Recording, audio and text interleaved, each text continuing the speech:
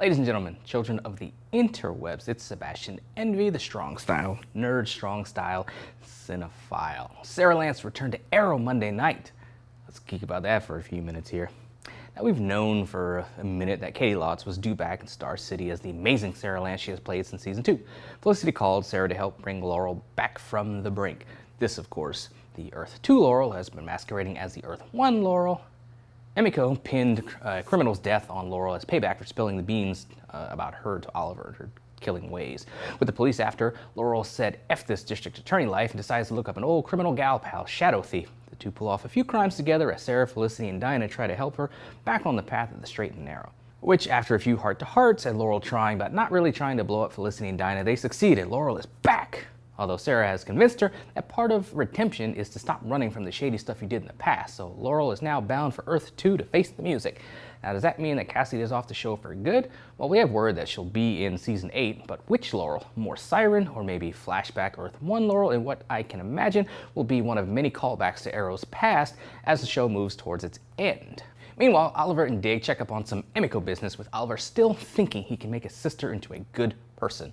And way off in the future, we learn that the vigilantes are being hunted by a teched out and probably steroid-boosted killing machine.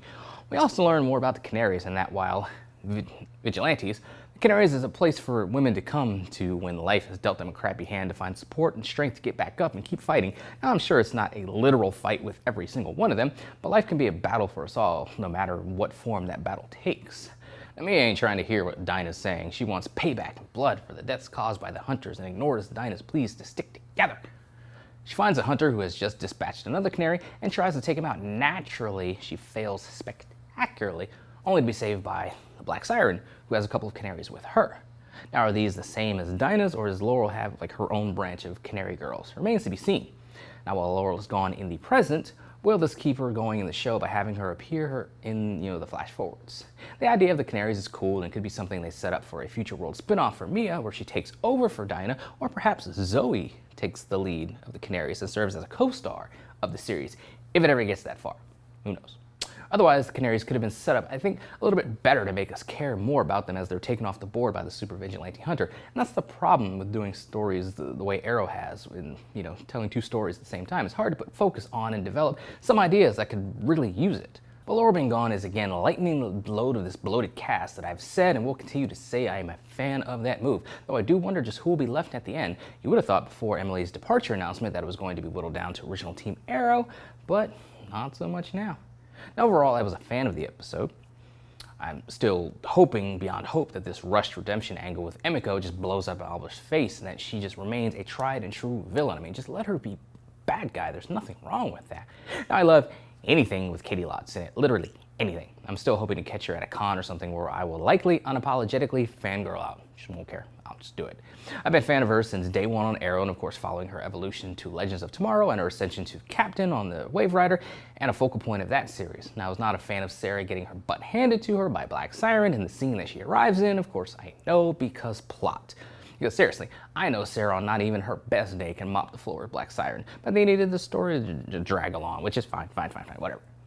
Felicity was not as annoying in this episode. She hasn't been completely annoying in a while, actually, though as the episodes tick away and her pregnancy moves along, it makes me wonder how exactly she'll be written off by the end of the season in both the present and in the future, and will she show up in Season 8 in either the present, future, or again, the past, as they call back to Arrow's history and seasons throughout the years. There's got to be some callbacks, some homages, and they have to get Jessica DeGao. They just have to get the Huntress. Like, they have to move heaven and earth, whatever they have to do to get my girl back on the show. I need that to happen. It's not gonna happen this season, I understand that. So we have 10 episodes next season to make it happen. It can happen. It can happen. Anyway, those are some of my thoughts on it. What do you guys out there think, more importantly, about Sarah's recent jump back to Arrow, the fact that Laurel seems to be out the door, Emily's going to be out the door. I mean, it's getting interesting. Getting to the end of the show. So let me know in the comments below what you think. Also, you can follow me on social media right there. Let's talk Arrow there. Let's talk Legends of Tomorrow, Flash, which, we'll see what Godspeed has in store in a few hours.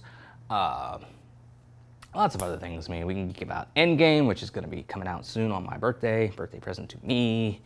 Anything at all. Let's geek.